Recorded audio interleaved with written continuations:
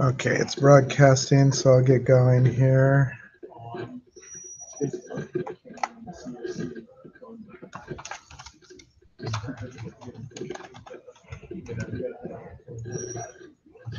You have a chance. You're going to be teaching the classes. And then you're still competing with other professors. All right, so I'm on campus.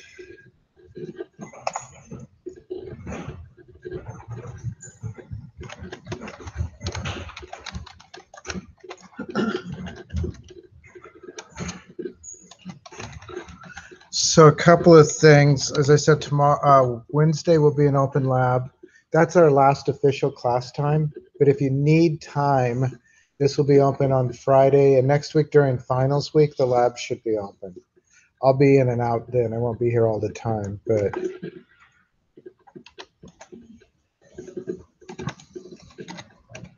if you need something, you can probably hunt me down.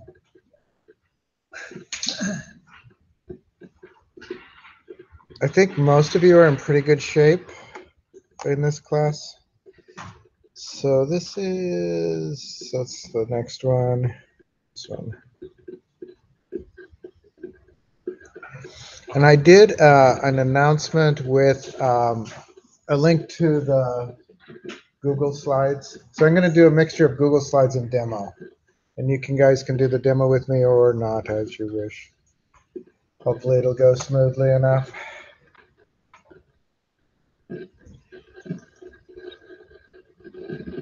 Okay.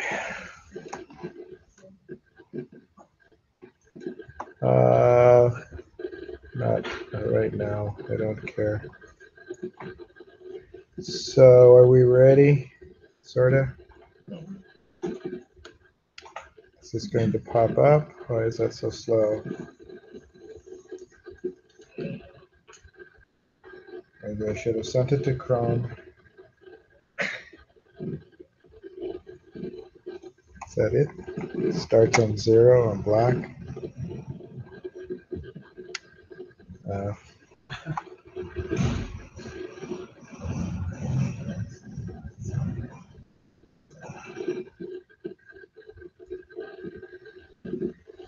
There it goes. Not sure why that didn't load. Okay, so we're going to talk a little bit about database security. We're doing this at the very end and as an afterthought, but in real life, this should be something you think about before you even start working on your databases. You know, thinking about how you're going to secure it, what you're going to do.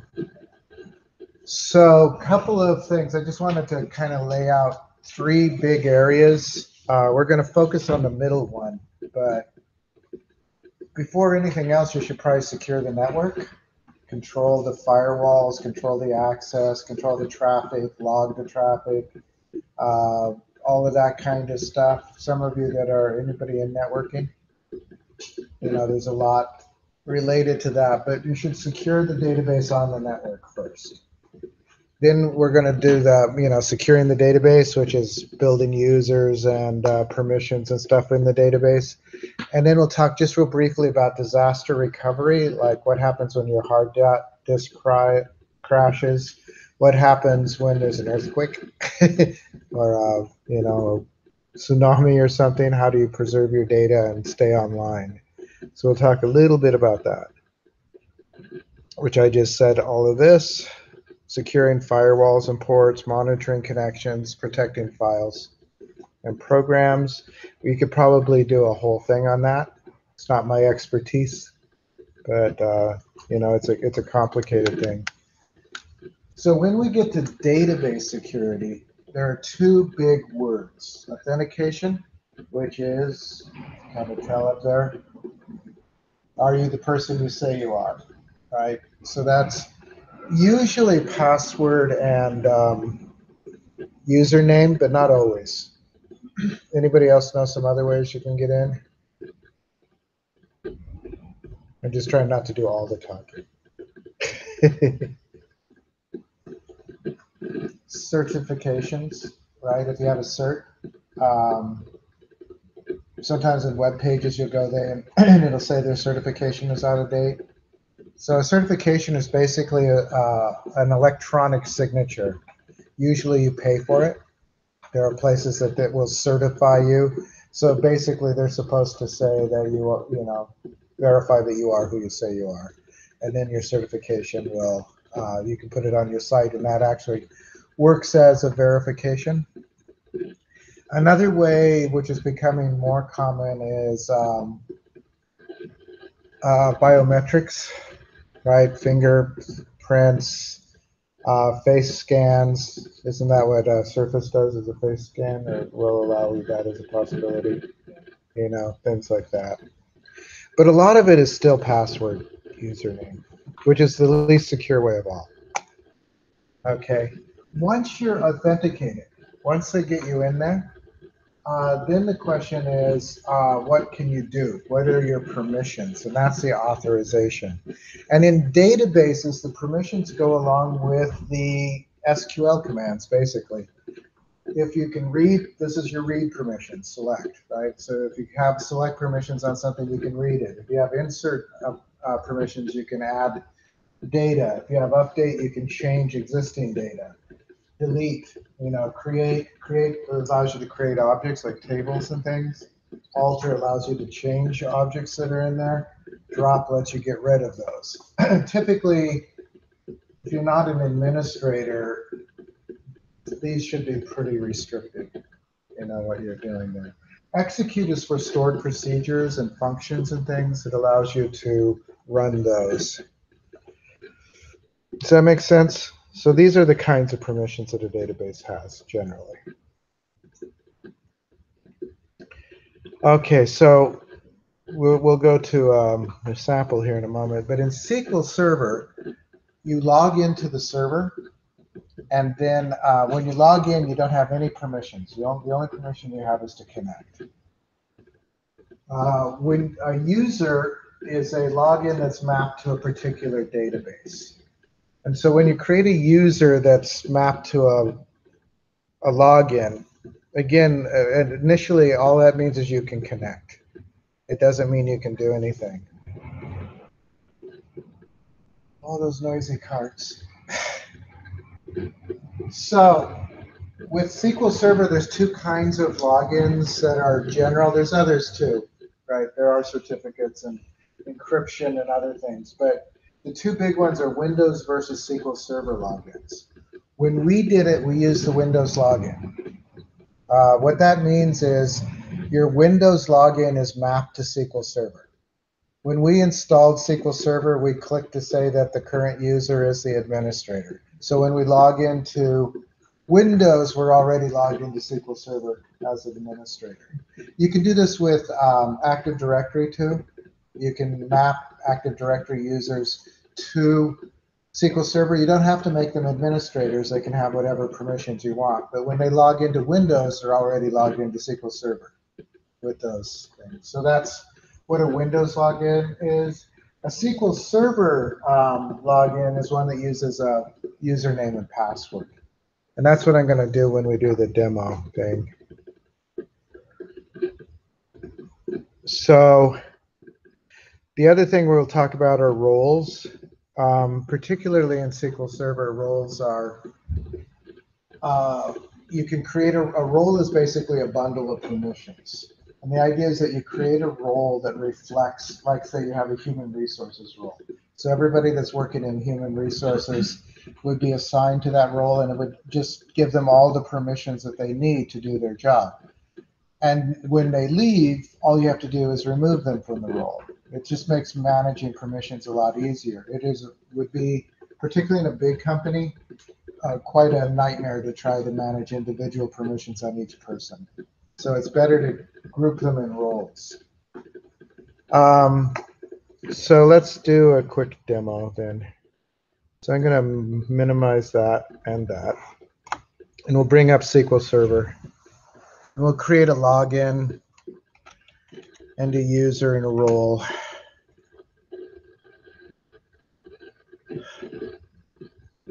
So you guys need to talk or ask questions so we don't all fall asleep, maybe.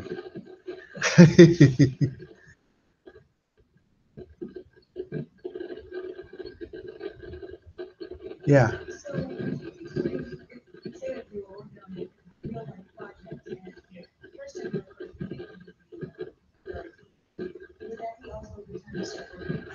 It could be. So, yeah. So security isn't really reflected in the ERD. Remember when we did the diagrams, there were some people tried to create a permissions table and stuff, which is understandable because my description had permissions and things in it. Generally, what you would do is you would go through and you would figure out who all the typical users are, not individual users, but typical, like HR, like sales desk, like just figure out each of them. And then you would look at the tables or the entities and you'd say, what permissions will they need on these entities? You could actually create like a little spreadsheet of that. So human resources needs select, update, insert, delete on employee, that kind of thing. And you could go through and for each of the typical types of users, outline what permissions they're going to need on each of the objects in the database. Does that make sense? And that's not an easy thing to do because you really have to give everybody the permissions that they need, but no more. And it's for their own sake that you don't give them extra permissions because you can damage a database by mistake as much as by intent. Does that make sense? I'm going to bring up the magnifier. I never did reset the visual here. All right. So I'm going to do this all graphically, and I will say that this is much faster and more efficient with SQL. But I'll do it graphically. So there's in a database, so we have like Vincent Spinal here.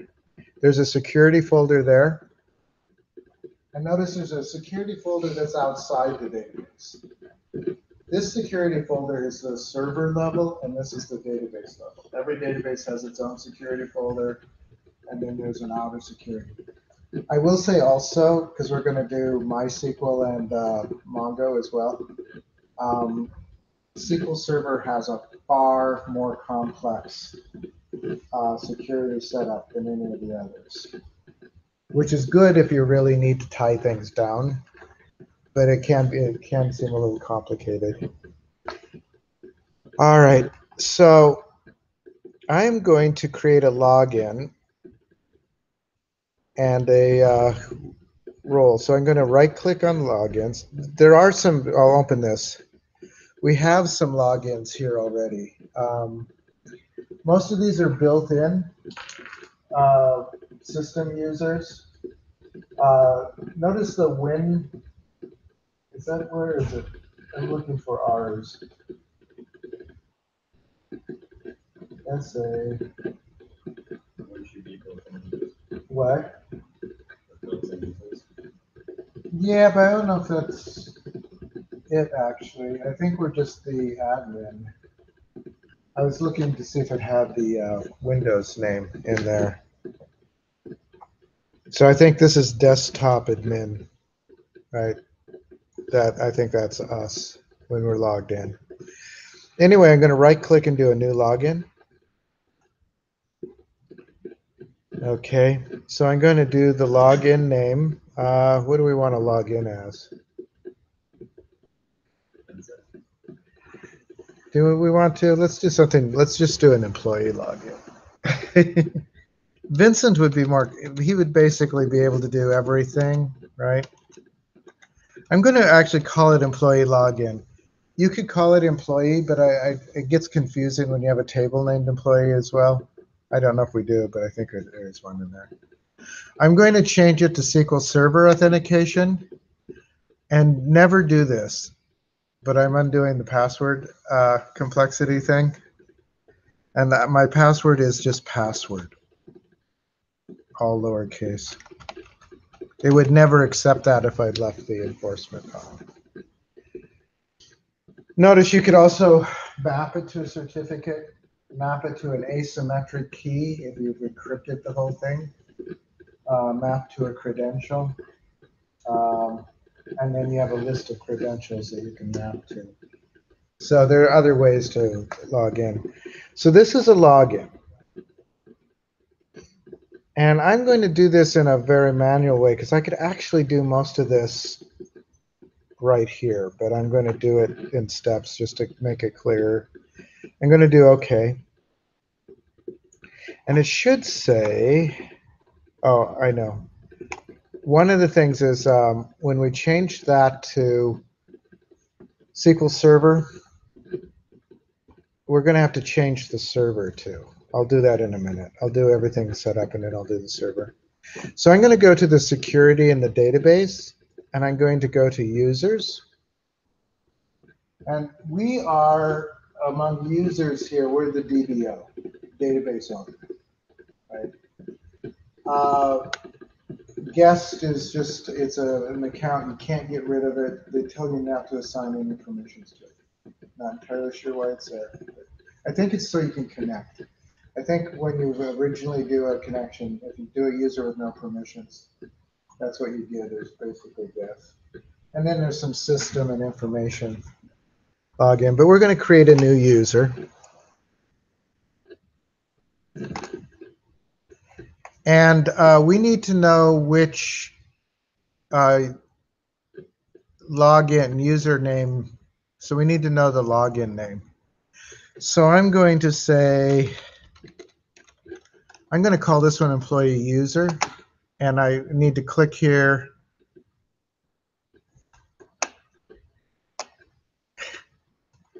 With the zoom, things pop up in odd places.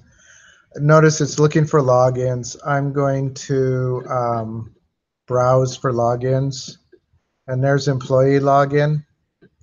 So I'm just going to map it to employee login. I could have typed that in too, but. And we don't have to worry about default schema right now. So this is a login. And there are things you could do here, like we could give them roles and things, but I'm not going to. We're going to make a role. Does this make sense? So when I do this, I have employee user, which is mapped to the employee login. So when you log into the server, you go to Vincent's Vinyl here as a user. And you could be a user in more than one database, right? One login could have access to more than one database. Now he or she still has no permissions other than that they can connect. Right? That's all they can do is connect. So I'm going to real quickly make some roles, and there's some built-in roles. I usually find these way too expansive for real life. I don't know if I can remember all of them. Access Administrator basically allows you to create logins and users. Backup Operator lets you do nothing. You can create a backup and restore from the backup. That's all you can do. Data Reader is way too expansive. It gives you select permission on every table. Just automatically, you have select permission on every object in the database. So it's rare, I think, in real life that you want somebody to be able to read everything. These are really good, though. Data Reader, Data Writer are really good when you're testing a database with a user because they can read and write everything. But it's not the permissions you probably want to leave up there at the end. You also have deny, and I don't know why we bother. One of the things about permissions is that if you aren't explicitly granted it, you're denied it. So you never have to actually deny anything because, again, you have to explicitly grant it to have it. DB owner is a role that we are in when we're an administrator. This allows you to create roles, create permissions, things like that. And everybody belongs to public. And the public is, again, just for connecting. So I'm going to do a new role. And this role, let's call it employee role. And I'm not sure I will do, one of the things you shouldn't do is what I'm doing right now, which is making this up on the fly. You should think through these things. You know, what does the employee role need to do? I don't know that I need to give it an owner. I think the default owner would be DBO. So let's go to securables. And I'm going to search.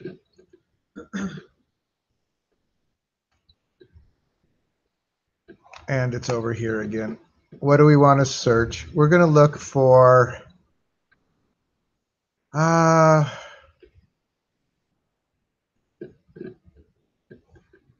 so we're going to search for all the objects of a certain type, and we're going to search for tables. So here it has all the tables in the database. And we need to give the employee different permissions on it. So I'm probably not going to give them alter permissions. That allows them to change the objects. I'm not going to give them total control over it. I'm not going to let them delete it. But I probably need to give them insert.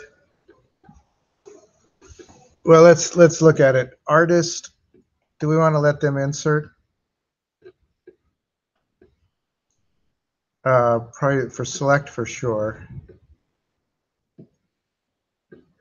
That's probably good enough for that one. Artist album, we need to probably give them select. And if we're going to let them insert, we need to give them insert there too. Did we do album? So insert and select. Condition, that's just a lookup table, so I would just give them select. Employee, that's their own thing. I don't think I'm going to let them do anything there. Inventory, select.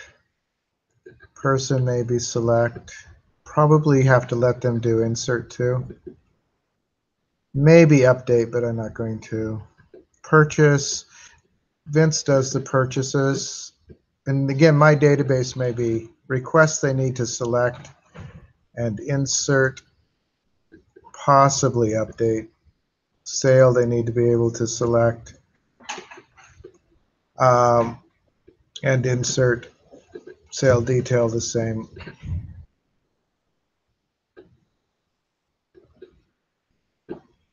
Okay, so I think, is that all of our tables? Sys diagrams is just the diagram.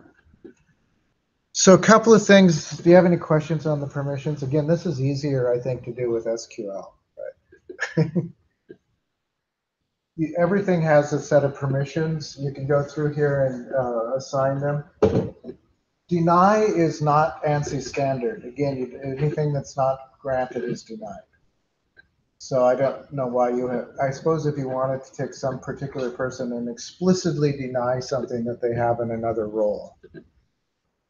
So you've been a bad boy, I'm going to go in and add you to. Also, if you can belong to more than one role.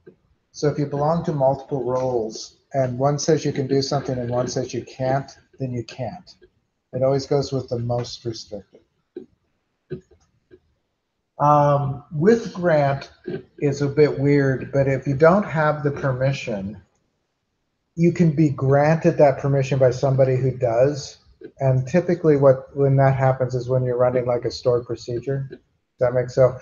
In the stored procedure, they grant you temporarily the permission to update, and then they take it away when the procedure is over, right?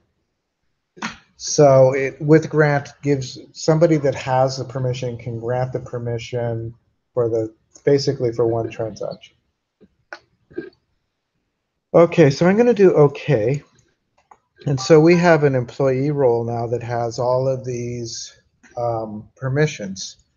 So actually, there's one other thing I need to do with the employee role. So I'm going to go back down to properties.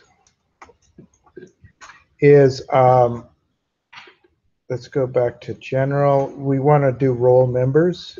So I'm going to add a member to the role. So we'll look for users, and I'll browse, and I'll add the employee user. Have to put a check mark there. Okay, there. Okay. Okay. And then employee user is a member of this role. So we're almost done with SQL Server here. As I said, this has a much finer grained. Let me look one more time at the role. I'll show you something else. So when we look at a table, let's look at the securables. Let's look at a table. Actually, it's not doing that, but some of them you can actually notice this little button, column permissions. You can get in and you can say they can see these columns but not other columns. I don't advise that. I advise making views that only show them the stuff they need to see and then just giving them permissions to the views. All right, so that's that. I'm going to do one other thing here. I told you that we have to restart the database. So I'm going up to the server.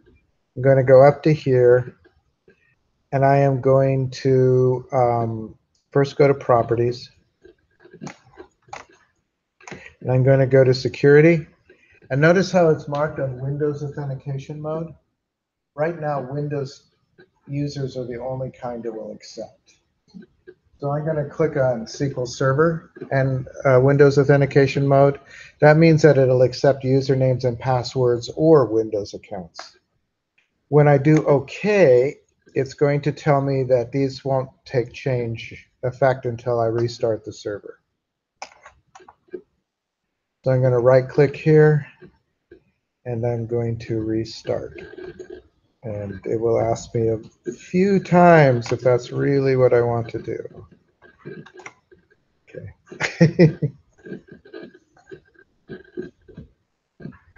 This could be a problem if you were in production, right? Stopping the server is not a trivial thing. So you'd want to decide on this beforehand.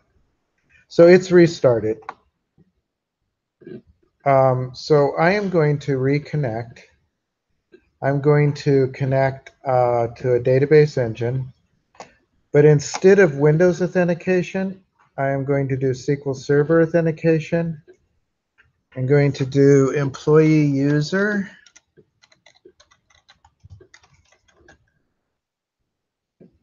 And I will do password.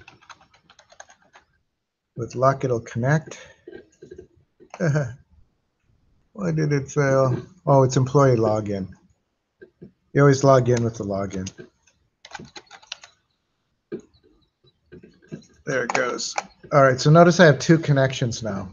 One is with the admin and one is as employee. I'm going to do a new query for the employee. Although we could also see if I open up the databases. So there's Vince's Vinyl, and I look at that, and when I look at the tables, I have select permissions on most of them. If I try to open my example database, which for whatever reason is in recovery, oh well. If I try to open master, should have a failed permission. I don't have enough databases on here, I guess. Why is this in recovery? All right, well, let's ignore it. So we didn't allow, notice we don't see the employee table, right? Because I didn't give any permissions on the employee table. And if I try to do select star, actually, let's change this. From employee, down here it says permission was denied. Right, I don't have permissions to look at employee. I think the same as we're also not seeing any of the product or the, what did I call them?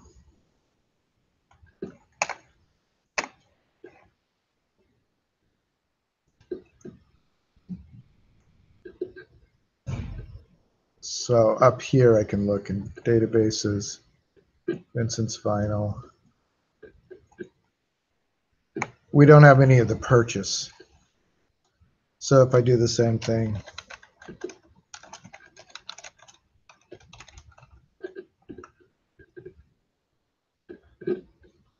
I will get permission denied But if I look at person,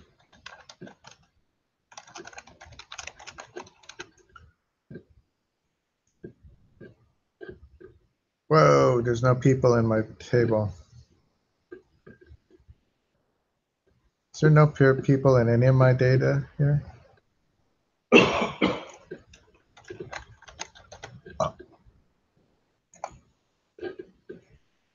I have no data in my database.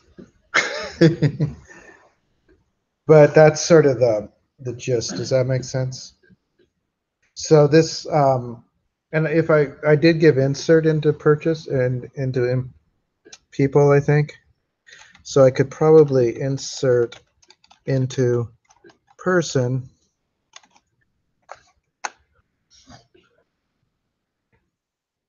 And I'll just drag the columns up. And I'll break that.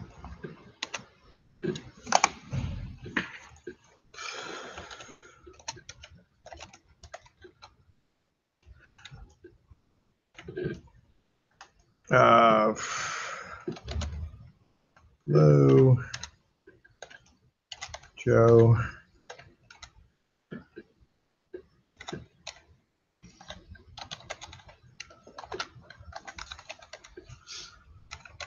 And that needs to be in quotes.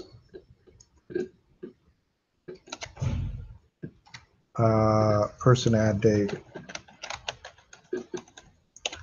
So I should be able to do this because I have permission. And it says one row affected. And now if I select from person, I should have at least one person in there.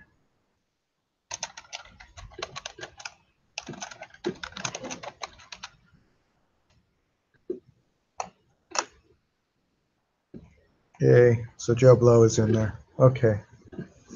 So those are permissions. The other thing that's kind of interesting, as I said, and then we'll move on, is that you can have multiple connections open at the same time. And this is true even of the MySQL or of Mongo too. Multiple connections, different users, all at the same time. It can get a little confusing as to which is which if you're not careful. But notice it does say employee login there at that. And if I were to do a query from here, new query, let's do.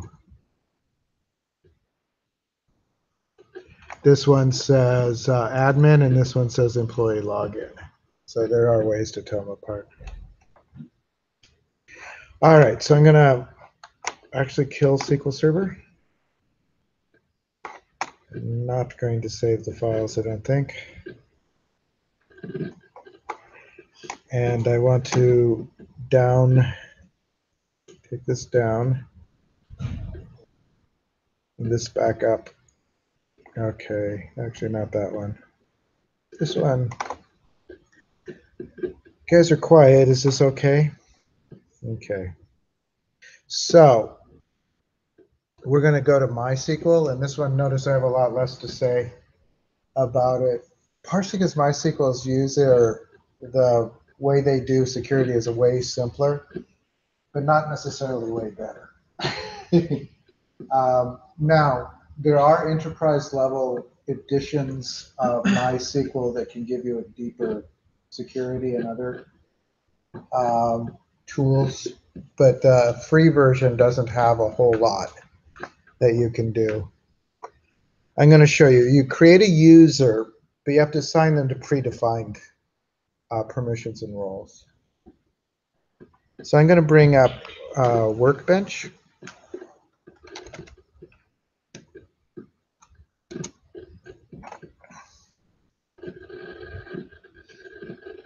Hopefully everything works.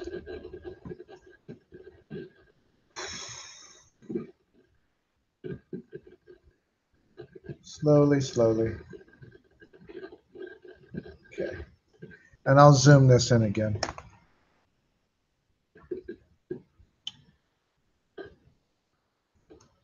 Is that big enough or do you need bigger, do you think? All right, we'll go the whole 200. So you need one of these connections to be at root in order to create, or you need to have created an admin user.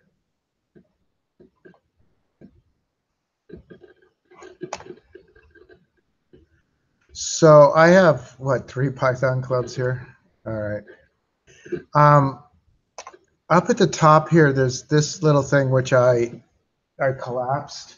But up here, you'll see that there are management, and one of those is users and privileges. So we're going to create a new user. And it basically gives you, these are the current users, which are basically root, system, and session. And I'm going to add a user, which I think is down, oh, where do we go? Oh, down here. So I'm going to add an account. It's called new user, but I think we should probably, what do we want to call it? Python user?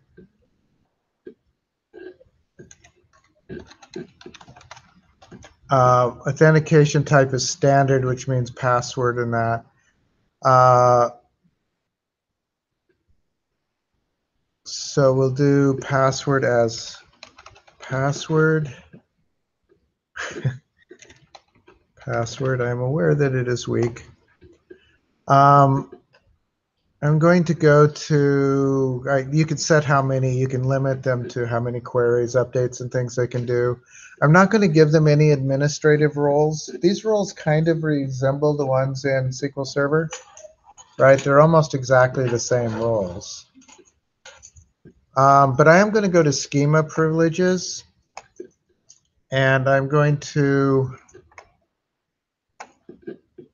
add an entity. And so the schema that I'm going to do it a selected schema. And let's just do Python club, the original Python club there. I'm going to do OK. And once I do that, these are no longer grayed out. And you can see that the permissions are pretty similar. I'm only going to give them select rights. So basically, this means they can read. And that's about it. Now, notice it's not giving us a lot of fine tuning, like, can they read every table? Yes. If you wanted to keep them from reading every table, I think you'd have to create views. I don't know. It's not even giving me that.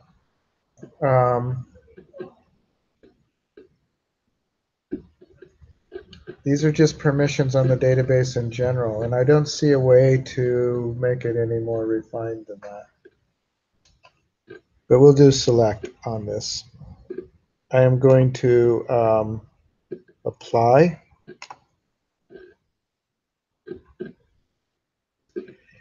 All right. So we've set all the user up. I am going to go back to here, or not to here, to home. And we're going to make a brand new SQL connection. I'm going to hit the little plus here. Instead of root, this one will be Python user. Did I do that all lowercase? Anybody remember?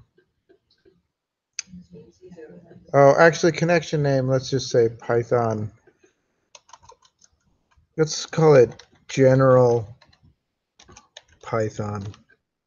And then the username will be Python user. What did you say about the case? Did I do a capital U?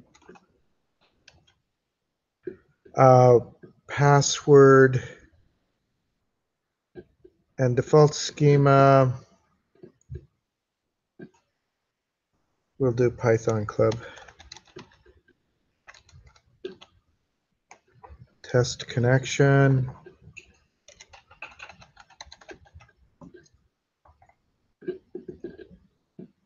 Successful. Okay. So I'm going to do OK. And when I click in, it will bring me here. Let's close this. Well, a couple of things. Notice I'm not seeing the other databases or the other versions of Python Club. I'm only seeing Python Club. Now I can see the tables because I have select permissions on them. If I come in here, I'm going to say use Python Club. I'm not sure if I have to when it's the only database, but I will. So I can execute that, and that will be green. And then I'm going to say select star from person, and it should select just fine.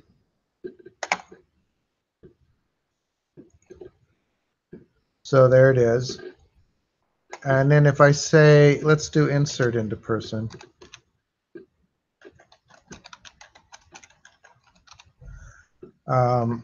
Notice it's already got an X beside it.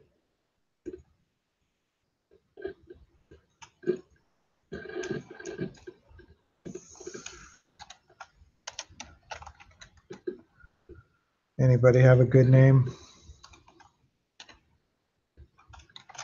Hey, do I know any Jills? Jill.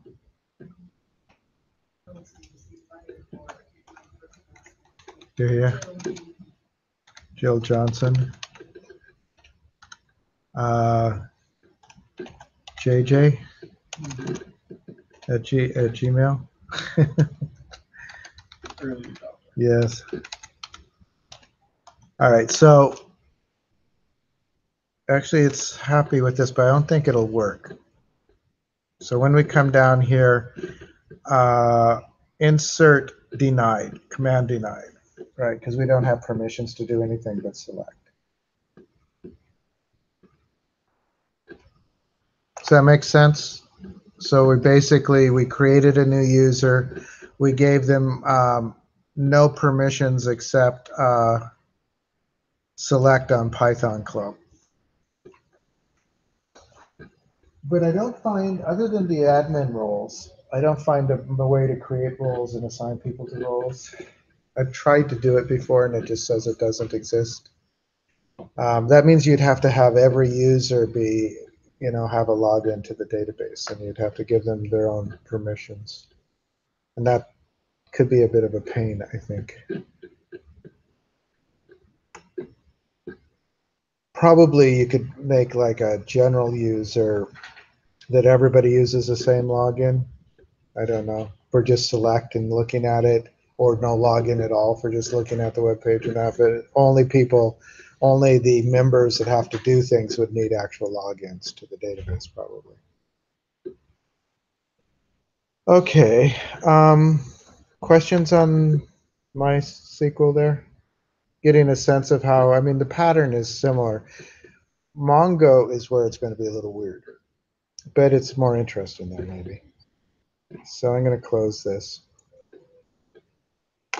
and I'm going to unzoom a little.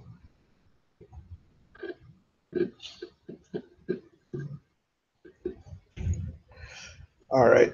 So with Mongo, you create a user, and you do it with JSON. So it says use admin. This is creating an admin user. I'm probably going to do password instead of that, and I might just call it my admin or something, but it's basically the same pattern. This is taken directly from the Mongo documentation. I just copied and pasted it. So we come down here and we give it a password and you give it a role. And this role is user admin in any database, DB admin. You have to have somebody have that role, right? Because that's the role for getting anything done. I'll show you how to do that in just a second. I'll kind of walk through this, and then you have to restart the server with the authorization turned on, right? Because we've been running it without authorization. One of the things that I found is if you can restart the server, and again, this is part of the network security, you should have probably your Mongo database on a thing where not just anybody could go in and start it and stop it. But if you restart it without these tags, you can go in and delete the users. Yeah. Because it isn't authorized anymore. It's not using authorization anymore. This is how you can log in. There's actually other ways to log in, but this is the easiest way, I think. You just do DB auth and you give your username and your password. And then when you're logged in as an administrator, you can create other users. I'm going to make one with just the role read again, without the read write. And these are pre-done, so you have to go to the documentation to figure out what these permissions are, what these roles are.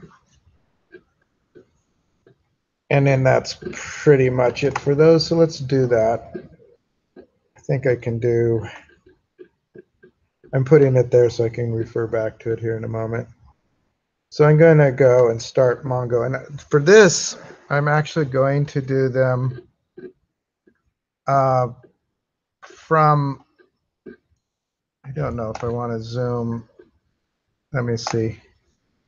I'm going to do it from the command line, even starting it. So I'm going to do CD backslash. I actually won't need zooming if I change the font on this.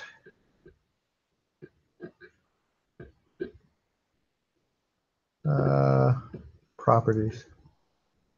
Font.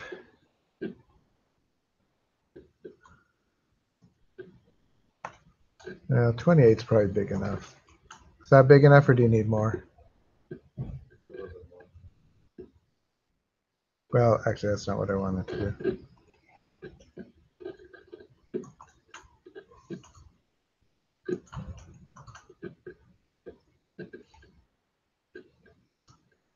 That better?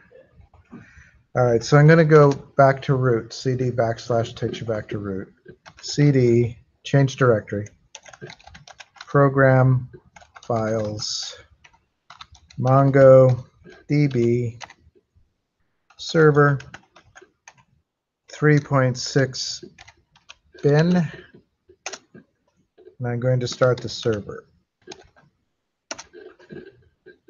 Okay, so I haven't started it with any kind of authentication because there isn't any yet. There's no users yet. So I'm going to do the same CMD, and I think this one is already that big. I'm going to do CD. I'm going to cheat.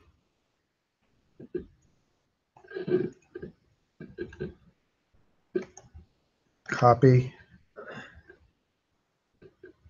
Actually, I'm not sure I copied that.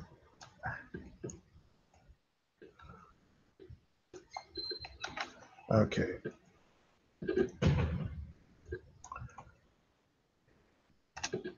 And then I'm going to start Mongo.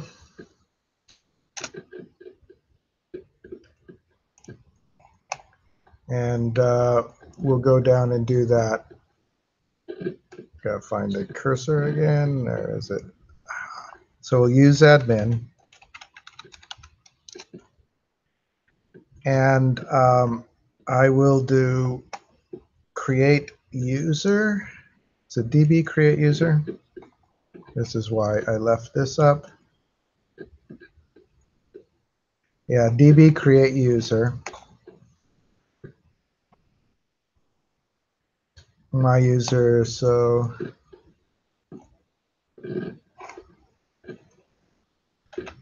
DB create user.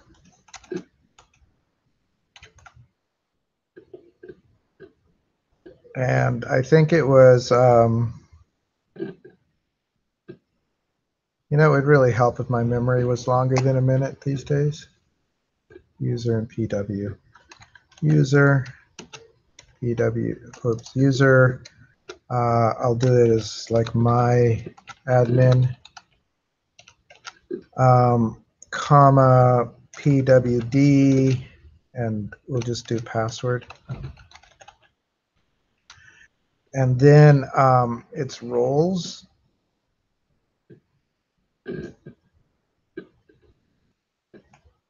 Yeah, roles, square bracket, role. Actually, this one I'm just going to copy. Whoa, maybe.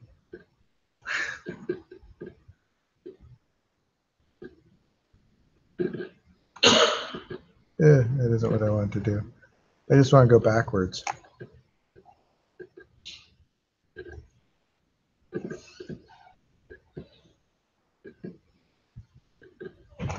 If I click this, I can't copy it though. All right, I will just type it. There was a comma there, right? And then roles, colon, square bracket, role, colon, and then user admin any database.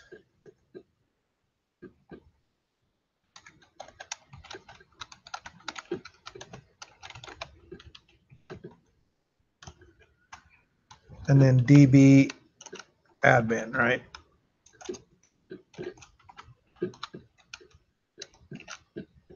And then that would be close curly bracket, well, close square bracket, close curly brace, close parentheses.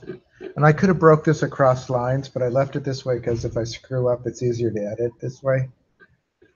So I'm going to press enter. It doesn't like something. What did I leave out?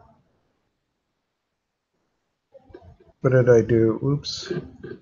Went to use admin, not the other one. Whoa, shows find or artist.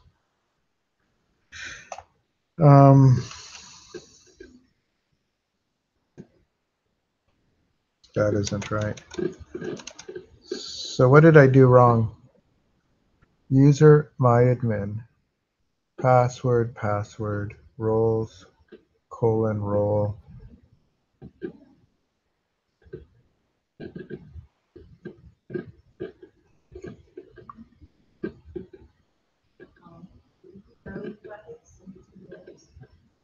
I might have needed an extra curly.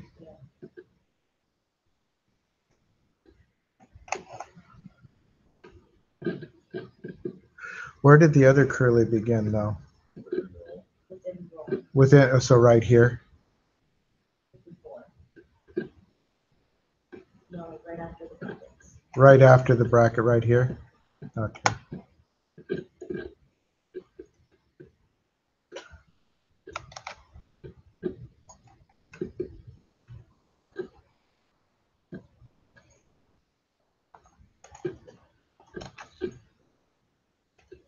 Okay.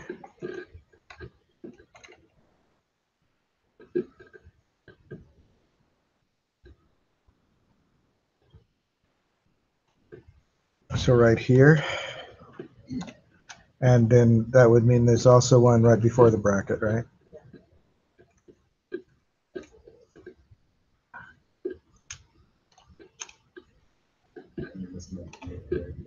What?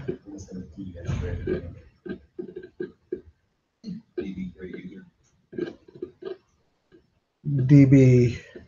Very first character, D. Oh, because I forgot. I didn't copy it fully.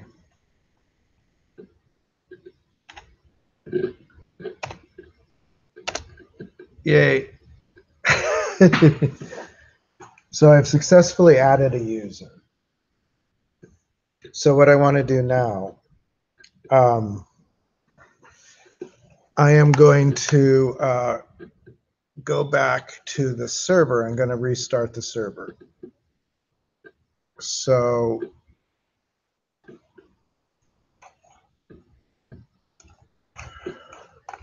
this is the MongoD. I don't think there's any way out of this except to kill it. Yeah, but I would have done the same thing. Would have killed it, right? When you don't use the shell. Oh, yeah, there's that.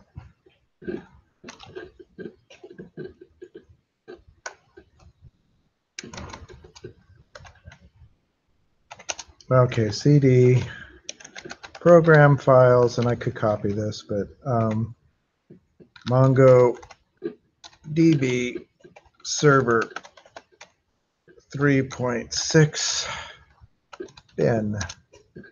All right, so this time I need to do more than just MongoD. And I'm going to, again, it would help to have a memory of more than a minute, but it's --auth.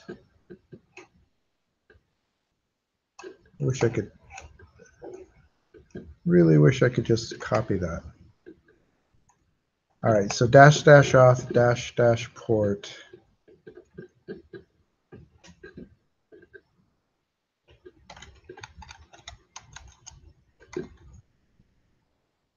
Was there a comma between those or just dash? Just --.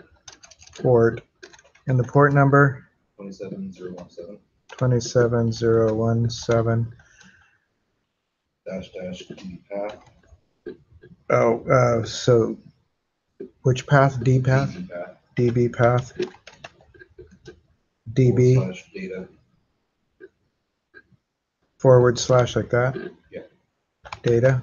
DB, right? / db. Or this has db1. But Yeah, let's do DB because we don't have a DB1. All right, so authorization is in place now. And what we want is another instance of Mongo. We could close the other one. Actually, we could just go back here. So I'm actually going to exit. Okay, and then I'll just run Mongo again. I'm going to use admin. We're almost done with this, if that's. And I'm going to do db auth, and my it was my admin, right? And password, lowercase p.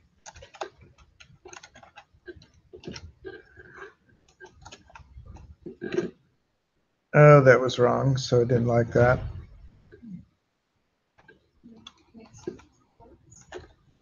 I did indeed, thank you. You guys have good eyes.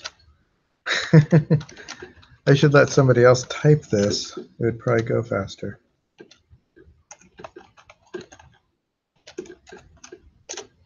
Okay, that 1 is a good sign. That means it worked. So I'm going to use show tracker. Actually, first I'm going to, let's keep here. Let's do db system, I think it's system users dot find, and we'll do dot pretty. So there's what it looks like inside of here. So one of the things that it has done is it has hashed the password, and it's given it a salt, which is basically just a random string of characters and numbers to tie into the password. So it can't be done. And then there's a server key and a stored key. The thing is, you can see all this if you have admin privileges. You shouldn't be able to see it otherwise. And then it has the roles, user admin, any database, and DB admin. So that's, and if you log in without putting that user authority thing in there, you could just come in here and delete these. So as I said, you have to be careful of the server.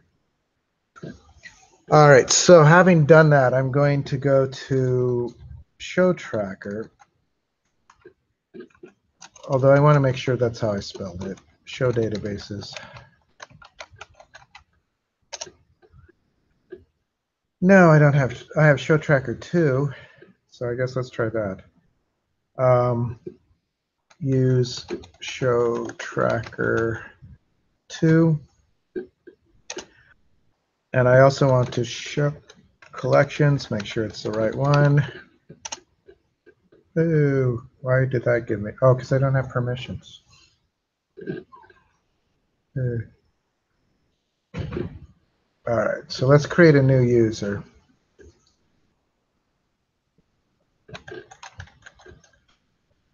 So let's do DB create user. We're almost, as I said, this is the last thing basically, but create user. Curly brace. So when we did it before, it was my admin. So user.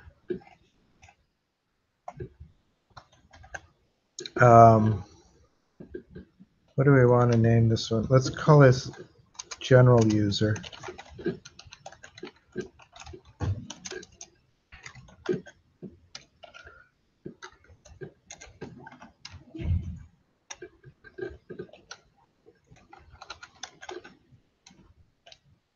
Okay. And then it was roles, square bracket, curly brace, role, and it's just going to be read is all I'm going to do. Oops. And DB is show tracker 2. Show tracker 2. It does need to be in quotes. Thank you. So you guys are good at this. Close this, square brackets, curly brace. What did I screw up on?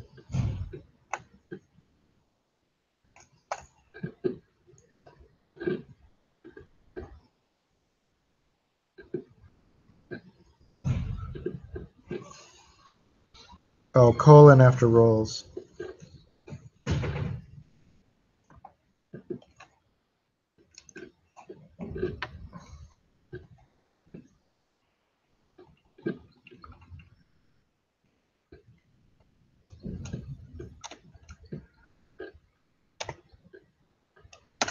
Okay, so we've created that role.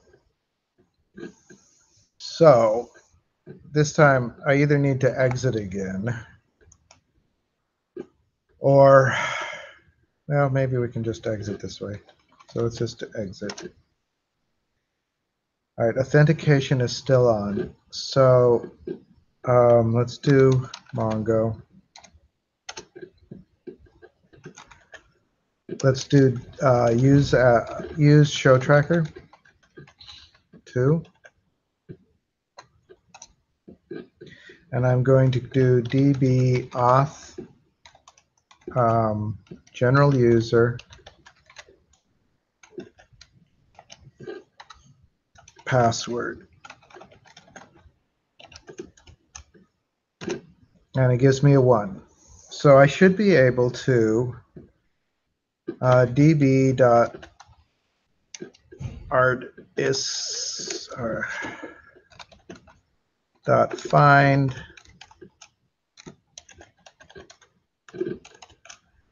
so it lets me see all the artists, right?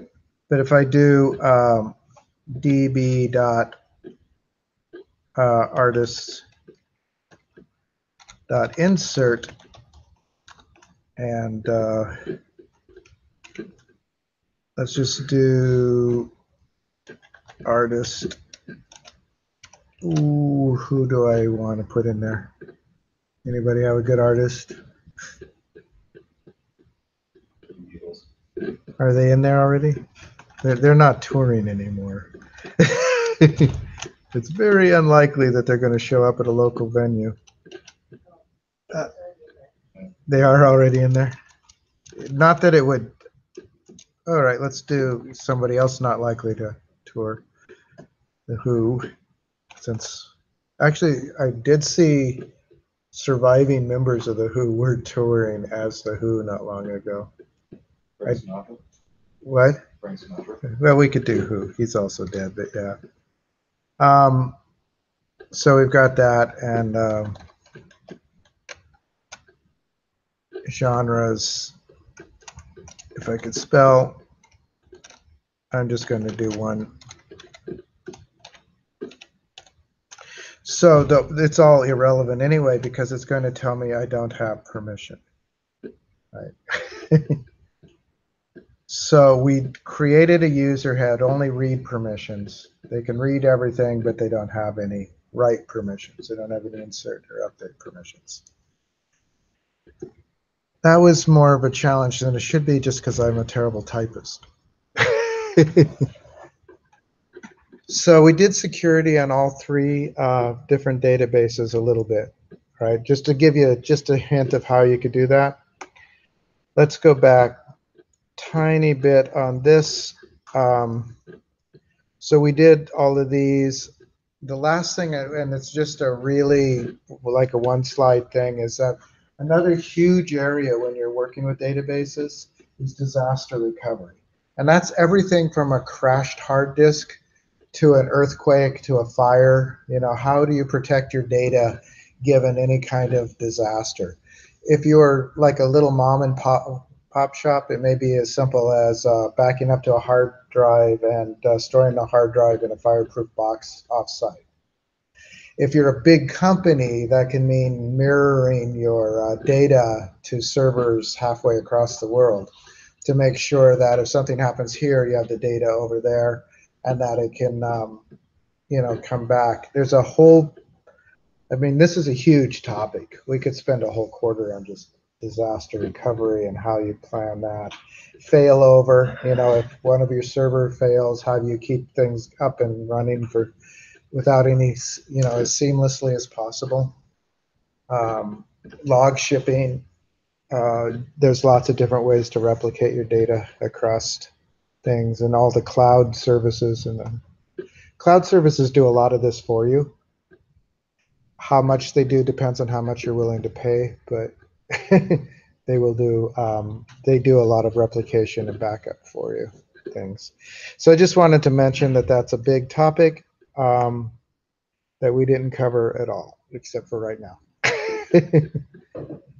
So questions on these? We did a little bit of security in all three things. I'm going to get out of here and stop the video. So there is a video if you ever want to review it. It's not part of any assignment. So basically,